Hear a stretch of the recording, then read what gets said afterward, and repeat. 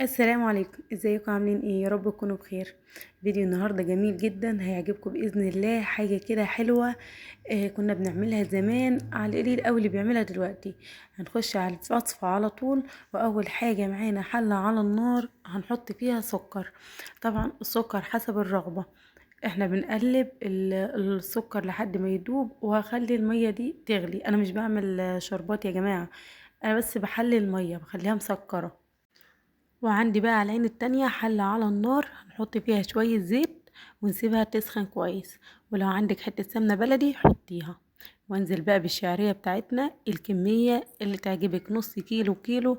انتي بتاكلي ما بتشبعيش. وعامة الحلوى ده او نوع الحلويات ده بيتاكل ساخن وبيتاكل بارد.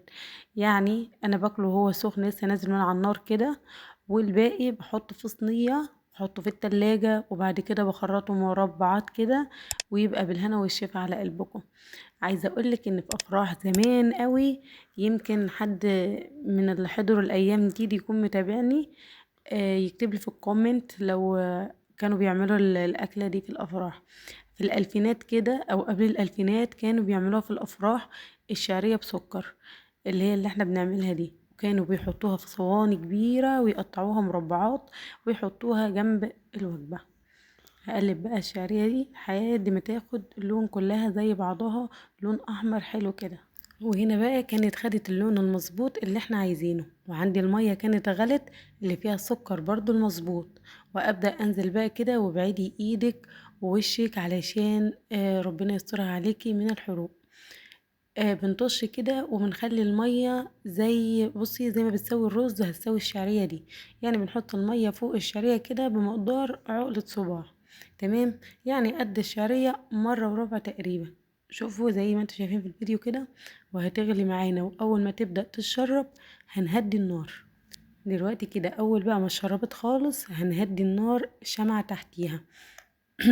في المرحلة دي بقى اول ما اتشربت هنقلب كده ونشوف هي محتاجة شوربة تاني ولا لا.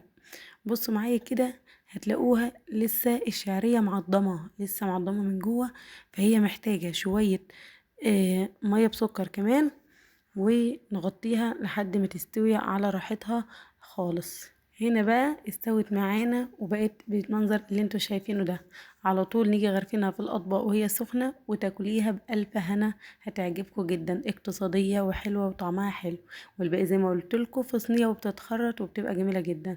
اتمنى بقى الفيديو يكون عجبكم، وتحطوا لايك وتشتركوا في القناة وتفعلوا الجرس. ولو عملتوها وعجبتكم ما تنسونيش بدعوة حلوة منكم. اشوفكم بقى في فيديو جديد.